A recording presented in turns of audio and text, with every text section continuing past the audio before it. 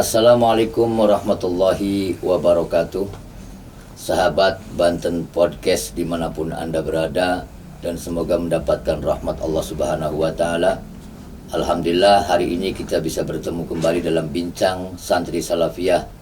Mudah-mudahan kita semua mendapatkan rahmat Allah Subhanahu wa Ta'ala.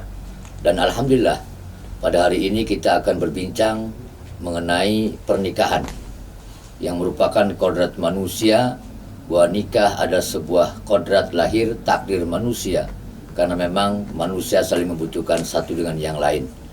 Dan alhamdulillah, pada hari ini kita telah kedatangan tamu, yakni Bapak Kiai Muslih, Pondok Pesantren Riyadhus Shalihin, Kampung Cigalempong, Nancang, Rangkas Bitung. Bapak, para sahabat Banten Podcast yang dimuliakan Allah Subhanahu wa Ta'ala, bagaimanapun manusia membutuhkan pasangan, karena Allah menciptakan segala sesuatu berpasang-pasangan. Termasuk kita manusia ada laki-laki dan perempuan. Maka disyariatkan oleh agama untuk melaksanakan sebuah ikatan yang saling membutuhkan, yakni pernikahan.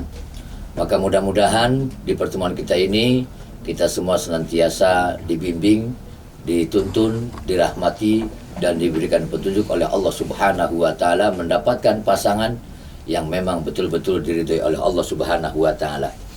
Selamat datang Bapak Kiai Muslih. Bagaimana kabarnya? Alhamdulillah Rabbil Alamin. Alhamdulillah, pada hari ini kita akan membahas tentang pernikahan. Sebetulnya definisi dan makna nikah itu seperti apa, Pak Kiai Muslih? Assalamualaikum warahmatullahi wabarakatuh. Waalaikumsalam warahmatullahi wabarakatuh. Atas waktunya. Nikah menurut syariat agama Islam ada dua kategori. Ada secara bahasa, ada secara syar'i. Adapun nikah menurut bahasa adalah ad-dhamu, ataupun kita saling berkumpul, saling bersapa, sama, ini juga nikah. Cuman nikah secara bahasa. Sehingga nikah secara bahasa itu tidak bisa untuk menetapkan hukum agama. Sesuai dengan kaidah al-lughatu la tusbitul hukma, bahwa bahasa itu tidak bisa ditetapkan untuk hukum. Wa syar'an, adapun nikah menurut agama Islam, menurut hukum Allah dan hukum Rasulullah SAW, adalah aqdun yatadamman bi ibahatil wat'i, suatu akad-akadan ijab dan qabul.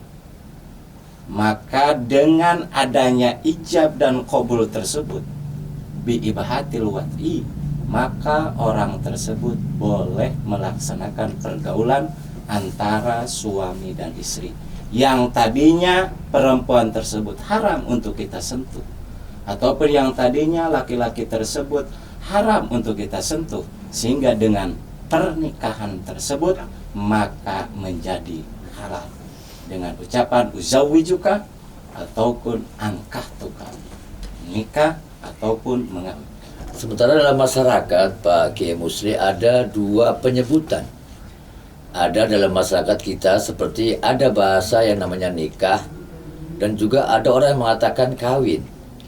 Sementara kita mungkin membutuhkan sebuah penjelasan antara perbedaan nikah dengan kawin. Apakah setiap kawin itu nikah, ataukah setiap nikah itu juga kawin? Ya. Bagaimana menurut Pak Kiai?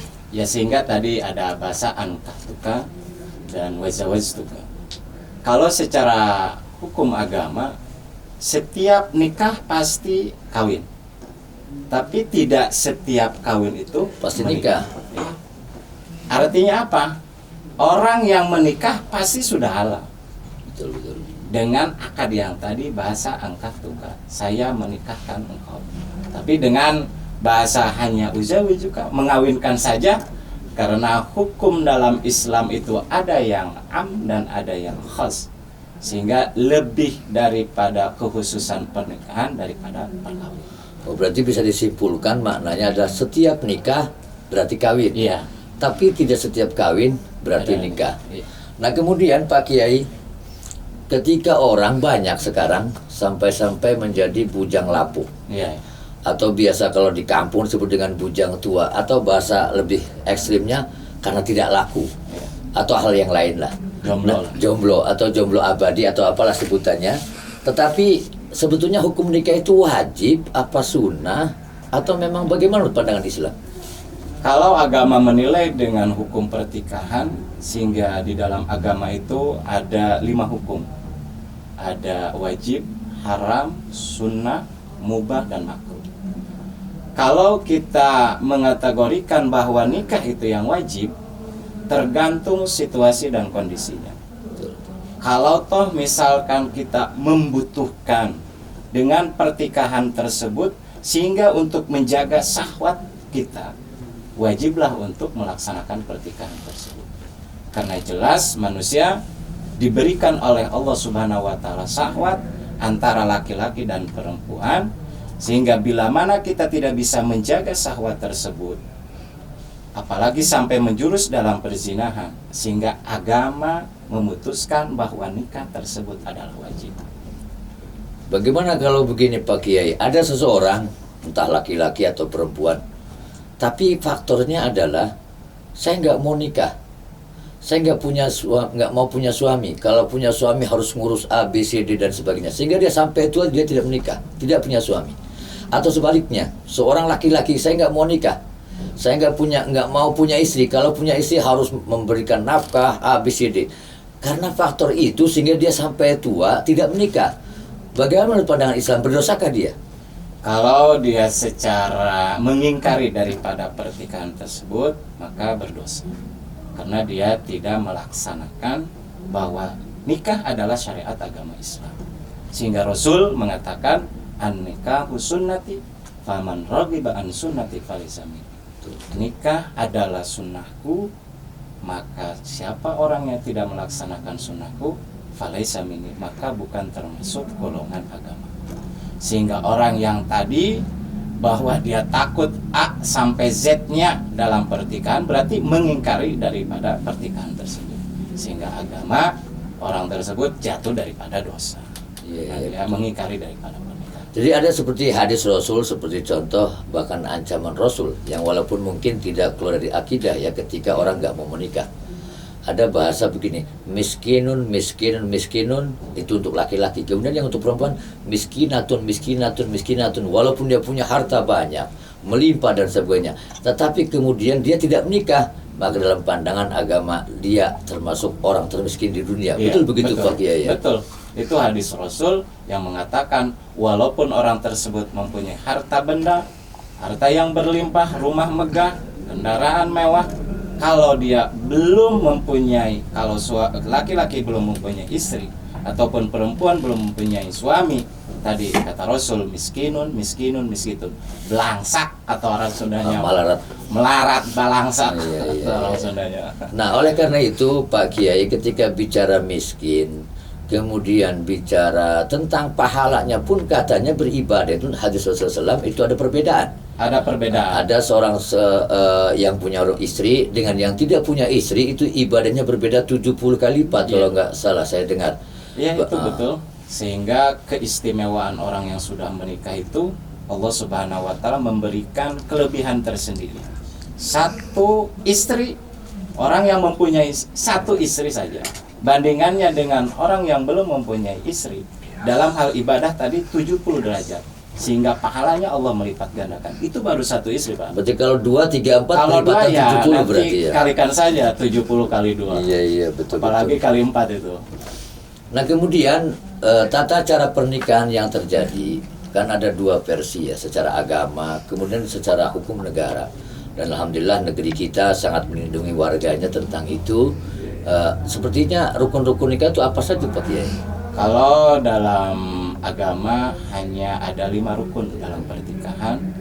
Ada calon suami ataupun pengantin laki-laki, ada calon pengantin perempuan, ada wali, ada 2 saksi, dan ijab kabul. Hanya 5 saja agama. Adapun menurut pandangan negara harus melalui administrasi. Tapi secara hukum agama cukup dengan 5 rukun tersebut. ada pengantin laki-lakinya, ada pengantin perempuannya, ada wali, ada 2 saksi dan ijab kabul, maka disahkan oleh 2 saksi tersebut, maka pernikahan itu bisa sah menurut agama. Tapi kalau belum secara administrasi negara, ya harus kita ikuti jalur diurus ya, karena memang kita warga negara yang baik. Kemudian dalam masyarakat yang terjadi ini ada bahasa mahar atau mas kawin. Seperti yang disampaikan tadi, sebetulnya rukun nikah itu cuma ada 5, tapi kadang-kadang ada embel-embel mas kawin, harus sekian dan sebagainya. Kira-kira itu sebuah pendapat dari Pak Kiai bagaimana? Apakah harus ditentukan mas kawinnya sekian? Kalau boleh saya katakan, kalau memang sama-sama cinta, kenapa enggak? Tanpa mas kawin pun ya lanjut aja. Kira-kira bagaimana pendapatnya? Karena mas kawin itu tidak masuk kategori rukun pernikahan, artinya walaupun kita tidak ada mas kawinnya, apalagi perempuan yang ala kadar tidak meminta bla bla bla, apalagi kayak sekarang harus prewedding lah, harus ada inilah, ada itu, atau sewa gedung lah, ya, di lapangan jadi lah. Ya. Itu nggak bakal nikah kalau orang kayak gitu. Karena agama disyariatkan oleh Allah Subhanahu wa taala untuk lebih meringankan kepada umatnya. Tidak membebankan seperti sekarang, misalkan perempuan harus mas kawinnya sekian. Tapi kalau toh itu mas kawin dipinta oleh perempuan tersebut, ya laki-laki harus mau. Siap lah. Harus siap. Misalkan minta 100 gram emas, bayar tunai ataupun diutang, silahkan itu. Yang penting berarti boleh diutang sampai punya cucu 3 juga ya, boleh bisa saja. diutang. Kalau 100 gram belum lunas ya semi-seminya aja. Oh iya betul. Kemudian Pak Kiai, karena memang proses pernikahan, nikah adalah merupakan sebuah pintu gerbang untuk kesahan dari seorang laki-laki dan perempuan. Yang semula halal menjadi yang semula haram menjadi halal. Maka kemudian banyak yang terjadi di dunia sekarang, pergaulan bebas dengan majunya teknologi, sehingga hubungan anak-anak remaja kita itu melebihi batas. Nah, karena kemudian ada bahasa, kalau dalam dunia sekarang, ya daripada nggak disetujuin, mas mending dihamilin saja dulu. Ini bahasa yang luar biasa. Nah, kemudian dari itu lahir anak, yang disebut kalau di kampung itu namanya anak zadah, kalau bahasa Arab kan anak ziyadah, atau biasa dihukumkan dengan anak haram.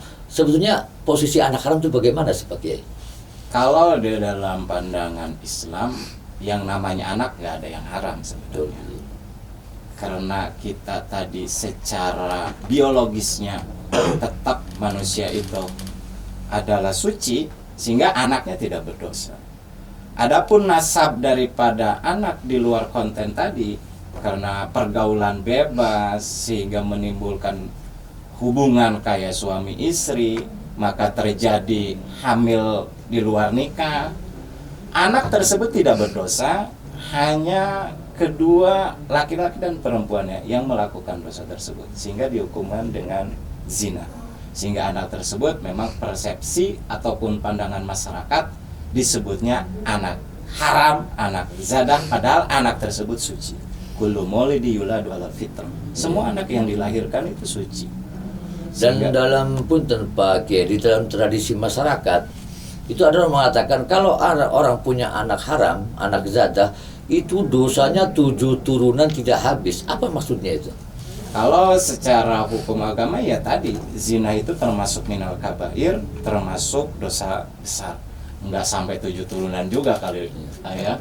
Mungkin persepsi masyarakat saja supaya litarhib, menakut-nakuti supaya tidak terulang tersebut, maka sehingga kata masyarakat ada yang berbicara dosa orang yang berzina tidak akan terhapus sampai 7 tahun, padahal enggak. Tergantung orangnya, kalau mau taubatan nasuha, dia mau kembali kepada Allah Subhanahu wa taala, selalu mendekatkan diri kepada Allah Subhanahu wa taala, Allah bakal mengampuni daripada dosa tersebut walaupun minal kabair. Nah, kemudian Pak Kiai, bagaimana solusinya atau hukumnya ketika seorang laki-laki menghamili seorang perempuan sebelum menikah, kemudian nanti lahirlah seorang anak perempuan. Bagaimana untuk menikahkan anak ini? Apakah bapaknya itu secara biologis yang menikahkan jadi wali atau bagaimana caranya?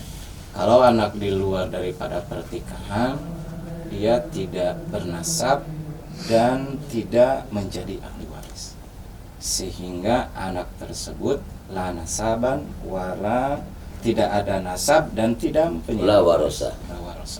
Dia tidak tidak ke nasab, sehingga anak tersebut kalau lahirnya perempuan harus wali tahkim, ataupun wali yang ditunjuk daripada, kalau negara itu ada Kementerian Agama lah di KUA ya. KUA, naib, ataupun di wilayah sekitar disebut P4 ya kalau sekarang, atau penghulu, Ya. penghulu Petugas pencatat pernikahan. pencatat pernikahan, supaya menikahkan anak yang di luar pernikahan. Oh, berarti dengan ayah biologis yang menghamili ibunya itu, maka bapaknya dengan anaknya yang terlahir, berarti hukumnya kalau tidak jadi keturunan, berarti wudunya batal kalau begitu. Iya, batal. Dan berarti kalau menikah pun dinikahi pun boleh.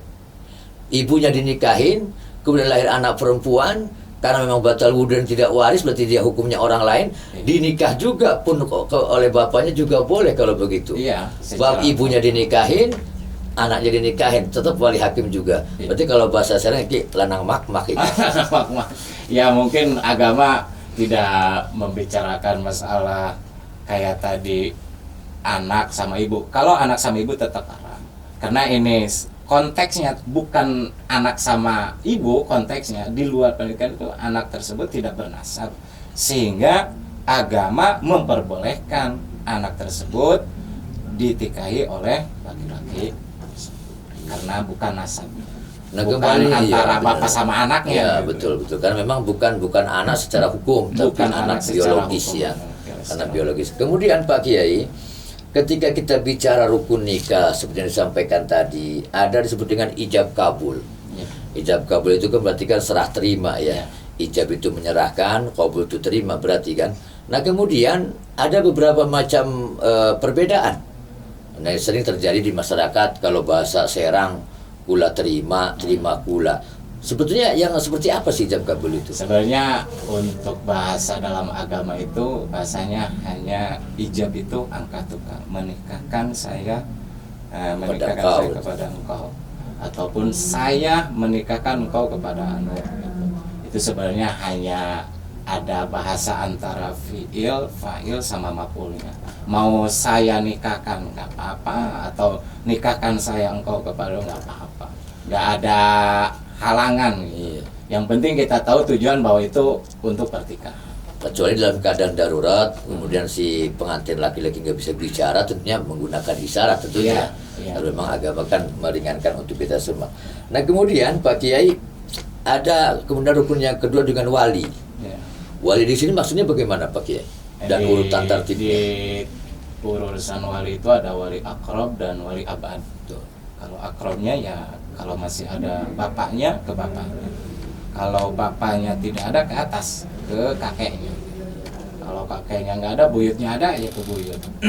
Kalau tidak ada ke atas, berarti ke bawahnya. Yaitu kalau punya kakak ya ke kakaknya, kalau punya adik ke adiknya. Atau tidak ada adik, kakaknya sama adik, paman adik daripada Bapak dari jalur ayah berarti dari ya. jalur ayah, bukan dari jalur ibu. Seumpama contoh begini Pak Kiai, ada seorang perempuan akan menikah, kebetulan dia tidak punya bapak, dan kemudian dia juga tidak punya kakek, cuma dia punya saudara, kakak kandung, cuma dalam kondisi tidak sehat akal, Ya. gila, atau dia punya adik kandung tapi belum akil balik, bagaimana tuh solusinya? Kalau agama sih tidak terlalu rumit mencari wali ya. Tadi sudah disampaikan bahwa di dalam pertikaian itu syaratnya ada wali. Cuman kalau tadi kategori walinya tidak ada, orang tuanya sudah tidak ada kakaknya tapi gangguan kejiwaan, atau ada adiknya tapi belum balik. Ini persoalannya kan harus ditikahkan. Masa gara-gara kakaknya gila atau adiknya belum balik dibiarkan begitu saja, sehingga hukum ada bahasa ya tahkim itu ya, mengangkat daripada wali karena dia tadi dalam kategori kewaliannya ada yang kurang cukup. Oh iya. Nah, kemudian saksi, ini kadung terjadi di masyarakat. Orang itu kadang-kadang menunjuk saksi itu karena penampilan, karena dia dihitung orang besar, padahal belum tentu mengerti tentang hukum pernikahan. Contoh yang mudah lah, pernah ditemukan di lapangan juga, yang ditunjuk saksi itu asal saja. Tolong Bapak yang terhormat jadi saksi pernikahan anak saya. padahal dia belum tentu mengerti tentang pernikahan. Nah, sementara saksi kan dituntut dunia akhirat. Pernah kejadian, kebetulan si pengantin ini pengennya menggunakan bahasa Arab. Kemudian si walinya menggunakan bahasa Arab ketika ijab, dan kabulnya pun pakai bahasa Arab. Contoh, ya Muhammad Munawar Halili, ya contoh saja, bukan berarti saya pengen lagi. Nah, itu tergantung nasib dan takdir. Nah, kemudian ya Muhammad Munawar Halili angkatuka zawajtuka mahtubataka, contoh Aminah binti Muhammad alladzi wakalani abuha. Kemudian si pengantin jawab, qabiltu nikaha wa tazwijaha bimahril madkur halan. Nah, kemudian yang menikahkan bertanya kepada saksi, saksi bagaimana ya? Saksi bingung, lah emang tadi ngomong apa ya? Nah, kira-kira model begitu bisa nggak dijadikan atau syarat-syarat saksi itu harus bagaimana? Sebenarnya agama sudah mengonsep daripada saksi, ya terutama ada sifat adil. Kalau sekarang lihat sifat adil itu orangnya tidak. Ya hampir tidak ada, hampir tidak ada. Sehingga kalau berempugan banyak sih, saksi utama mungkin ada, tapi ada saksi yang lain. Semua yang hadir di situ itu menjadi saksi, cuman yang ditentukan cuma dua. Itu dua. Adapun kalau dia tidak mengerti apa ini saksi tujuannya apa, ya jangan dijadiin saksi. Karena jelas saksi itu kalau di dalam berpolitik itu ya tim suksesnya. Bisa sah tidaknya pertikahan tergantung saksi. Kalau saksinya nggak ngerti atau susah lah. Ya memang yang repotnya ketika di acara pernikahan memang hiruk pikuk. Ketika sang penghulu atau naib yang menikahkan, ini kadang-kadang yang dua saksi itu kan ditanya belum jawab, bagaimana saksi sah atau tidak, yang belakang paling rame. Semua teman-teman ternyata pengantin pria. Saya yakin itu karena mereka lapar belum makan. Itu jadi saksi itu ada dua macam berarti ya, harus yang ditentukan dua, kemudian yang menghadiri acara tersebut. Nah, kemudian Pak Kiai, sekarang hukum mas kawin sudah kita bahas bahwa tidak menjadi sebuah rukun nikah, tergantung keikhlasan dua belah pihak.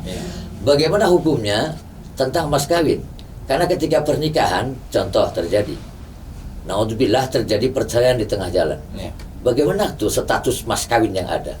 Kalau lawati Allah, kitanya si laki-lakinya belum mempergauli istri tersebut, si perempuan wajib menyerahkan mahar tersebut separuhnya. Iya, separuhnya. Tapi kalau sudah melakukan kewajiban walaupun satu kali, ya udah, tetap hak itu milik hak perempuan. Nah, ini yang jadi masalah luar biasa ya, polemik di masyarakat. Ketika terjadi perceraian, kalau bahasa Koreanya unjal-unjal ya.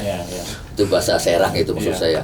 Jadi ketika seorang laki-laki menikah kemudian bercerai, itu segala sesuatu yang pernah diberikan kepada istrinya diambil semua, dibawa pulang semua. Itu kira-kira gimana itu? Itu tidak ada. Itu memang dalam hukum Raja Pelit berarti. Raja Pelit. Apalagi sampai dibawa mas kawinnya lagi atau udah haknya perempuan tersebut. Cuman di dalam hukum agama ada namanya harta gonogini. Harta gonogini itu ada penghasilan laki-laki dan ada penghasilan si perempuannya. Kalau toh memang harta tersebut ya mungkin hak si laki-laki tersebut ya bisa dibawa. Cuman kalau semuanya barang yang ada di situ sampai bahasa serangnya tuh centong, sendok dibawain semua. Itu sungguh-sungguh luar biasa. Nah, kemudian bagaimana Pak Kiai, ini banyak terjadi sekarang ya di media karena akrabnya satu saudara, kadang-kadang kakak adik di sebagian belahan dunia ini ada itu pernikahan saudara. Ya naudzubillah, karena saking sayangnya kakaknya menikahi adiknya. Bagaimana itu menurut Islam? Di dalam agama ada bahasa mahramnya. Jadi bahasa mahram itu seperti antara bapak, anak, ataupun adik sama kakak. Sehingga kemahroman tersebut, kalau kata bahasa kita ya mahram itu orang yang haram untuk ditikahi. Kalau tuh ada pertikahan antara adik dan kakak, gitu adik dan kakak yang haram. Karena dia termasuk mahram. Mahram itu orang yang haram untuk dinikahi. Nah, kasusnya kemudian Pak Kiai, sekarang terjadi juga pernikahan beda agama. Ini yang terjadi jadi fenomena alam ya mungkin. Ada agamanya A, kemudian menikah karena saking cintanya, mengorbankan kepercayaannya, ikut kepada si suaminya, atau sebaliknya. Menurut pandangan Islam, bagaimana itu Pak Kiai? Di dalam hukum fikih ada yang namanya si perempuan itu boleh yang ahlul kitab, artinya tidak beragama Islam tapi mengikuti asal agama yang dulu yang sahih, Injilnya yang betul-betul Injil, Taurat, Zabur, itu ada diperbolehkan. Tapi kalau melihat fenomena sekarang, orang yang menikah di luar daripada agama Islam yang kita anut sekarang, ya tidak bolehlah. Karena mau bagaimanapun berbeda hukum syariatnya, agama Islam hukum pertikahan tersebut harus dengan agama, tidak boleh keluar daripada agama Islam. Iya betul. Di pertikahannya tidak sah. Nah, kemudian dalil pernikahan itu seperti apa Pak Kiai? Dianjurkan atau bagaimanakah? Allah Subhanahu wa taala berfirman dalam Al-Qur'an yang bahasa kitanya bahwa kita diperbolehkan untuk menikah. Fangkihu ma tabalakum minan nisa'i masna wa sulasa wa ruba fa in khiftum ala ta'dil fawahidah. Allah Subhanahu wa taala memerintahkan kita untuk menikah. Menikahnya langsung Allah memerintahkan masna. Langsung memerintahkan harus nikah 2. Wasulasa nikah langsung 3. Waruba langsung 4. Kalau mungkin rijal ya, bukan rojul, laki-laki tulen, ya mungkin bisa melaksanakan 2 istri atau 3 istri, 4 istri. Cuman Allah memberikan syarat yang terakhir, fa in khiftum alla ta'dilu fawahidah. Kalau toh belum bisa 2, 3, 4 ya Satu saja satu cukup. aja dulu cukup. Kalau kata orang Sunda mah 1 ge nggak habis. Gitu Mual beak gitu. Bukan masalah Mampu atau habis, tidak? mampu atau tidaknya, ataupun masalah habis atau tidaknya, karena kebutuhannya. Kalau toh kebutuhannya dia 2 ya 2. Berarti kalau dikaitkan dan antara surat An-Nisa tadi dengan Ar-Rum 21 ada sebuah benang merah. Di situ dikatakan fankihu ma tobalakum, sesuatu yang baik bagi kalian semua. Ditambah di surat Ar-Rum itu litaskunu, agar nyaman. Kalaulah nyaman, ya berarti kan rumah tangga itu mencari kenyamanan. Dan itu tergantung daripada masing-masing ya. Ya masing-masing. Ya, tujuan pernikahan litaskunu ilaiha wa ja'ala bainakum mawaddatan wa rahmah. Jadi cinta, kasih sayang, kenyamanan, kerelaan, keikhlasan. Kalau toh misalkan perempuan tersebut ikhlas dalam menjalani kehidupan dengan laki-laki tersebut, ya jalani saja supaya kenyamanan taskununya ada gitu. Jangan begini kan kata orang Sunda mah, ayo dulu mah ngomongnya pengennya anu biliin anu tapi terbuktinya tidak ada. Ya, itu kemampuan laki-laki. Jangan terlalu menuntut dalam kehidupan rumah tangga. Baiklah, sahabat Banten Podcast, alhamdulillah pembahasan kita hari ini dengan Bapak Kiai Muslih, pengasuh Pondok Pesantren Riyadhus Shalihin. Secara kesimpulannya adalah bahwa nikah ini merupakan sebuah syariat agama yang dengan tujuan untuk melahirkan putra-putri yang soleh dan solehah, meneruskan keturunan, dan juga kemudian menciptakan sebuah kedamaian yang sering disampaikan sakinah, mawaddah, warahmah. Nah, untuk kesimpulan terakhir untuk para sahabat Banten Podcast, bagaimana kesimpulan terakhir Pak? Di dalam pernikahan, yang pertama harus karena Allah Subhanahu wa taala. Yang kedua untuk menyempurnakan daripada agama kita, agama Islam. Dan yang ketiga untuk melanjutkan sujud kita terhadap Allah Subhanahu wa taala, karena dengan pernikahan tanakahu tanasalu, dengan pernikahan kita mempunyai turunan sehingga kita mengharapkan mempunyai anak yang soleh dan solehah, yang berbakti kepada kedua orang tua, yang taat terhadap Allah dan Rasulnya, bisa berguna bagi agama, nusa dan bangsa. Itu tujuan daripada pernikahan. Semoga kita semuanya, terutama sahabat Banten Podcast semuanya, kita diberikan turunan yang soleh dan solehah. Amin. Diberikan anak yang berbakti terhadap orang tuanya, diberikan anak yang selalu taat menjalankan syariat agama, taat melaksanakan perintah Allah dan Rasulnya. Oke, demikian sahabat Banten Podcast pertemuan kita kali ini dengan tema pernikahan. Semoga Anda semua, pasangan Anda adalah pasangan yang memang betul-betul menjadi pilihan hati Anda, dan semoga pernikahan Anda abadi langgeng lestari, sakinah, mawaddah, warahmah. Terima kasih atas perhatiannya. Mohon maaf atas segala kesalahan dan kekurangan. Inilah bincang-bincang santri salafiyah pada hari ini. Mohon maaf. Assalamualaikum warahmatullahi wabarakatuh.